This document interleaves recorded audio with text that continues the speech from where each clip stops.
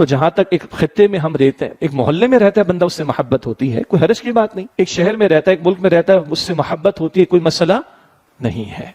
لیکن خدا نہ خاصہ یہ وطن کے معاملات کو پرستش کا درجہ دے دیا جائے تو وہ شرک کی ایک نوعیت ہے جس کو اقبال نے بھی پہچانا اور بیان بھی کیا.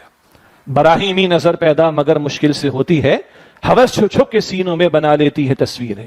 ان تازہ خداؤں میں بڑا سب سے وطن ہے، جو پیرہن اس کا ہے وہ مذہب کا کفن ہے. جو پرستش کا جذبہ، تعبدی معاملہ خدائے واحد کے ساتھ ہونا چاہیے، وہ کیفیات اگر وطن کے بارے میں اور اس طرح کی امور کے بارے میں آ جائیں تو یہ بھی ایک نوعیت کا شرک ہو جائے گا.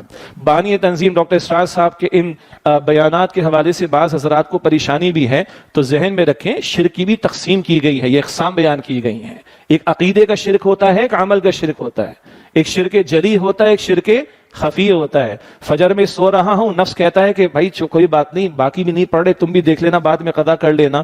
اللہ کا چھوڑ کر حکم، نفس کا حکم مانوں تو یہ بھی کیا ہے؟ ایک نوعیت کا شرک ہے.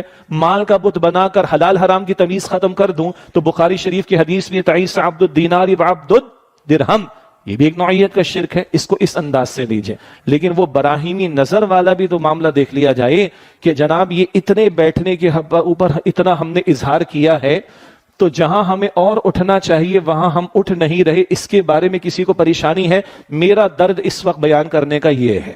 اللہ کا دین مغلوب ہے، آج اللہ کے احکامات ٹوٹ رہے ہیں. جس ملک کو 77 برس سے لے کر بیٹھے ہوئے ہیں وہاں شریعت نافذ نہیں، وہاں ڈگڈگی بجانے والوں کے پیچھے لوگ کھڑے ہو جاتے ہیں، اور چابی والا کھلونا اصطلاح چلتی ہے آج کل، اس چابی کے دینے پر لوگ کھڑے ہو جاتے ہیں، مگر اللہ کی شریعت کے لیے لوگ کھڑے نہیں ہوتے. اس پر کسی کو پریشانی ہے؟ وہ جناب وہ کھڑے نہیں، انہوں نے سلوٹ نہیں مارا، چلو ان کی اپنی سی ودات آ گئی، وہ اپنی جگہ پر.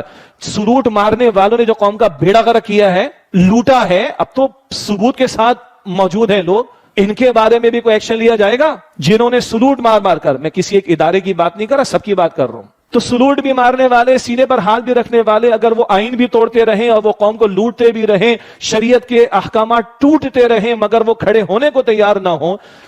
مجھے انتظار ہے کہ اس پر بھی کوئی میڈیا والے کچھ کہیں گے، سوشل میڈیا پر کچھ آئے گا، مختلف طبقات کی طرف سے کچھ آئے گا، حکمرانوں کی طرف سے کچھ آئے گا. یا بات وہی ہے کہ ما لکم لا ترجون للہ وقارا، تمہیں کیا ہوا؟ اللہ کی عظمت کا اعتقاد تم نہیں رکھتے. معلوم ہوا کہ اللہ اور اللہ کا دین ترجیحات میں شامل نہیں ہے.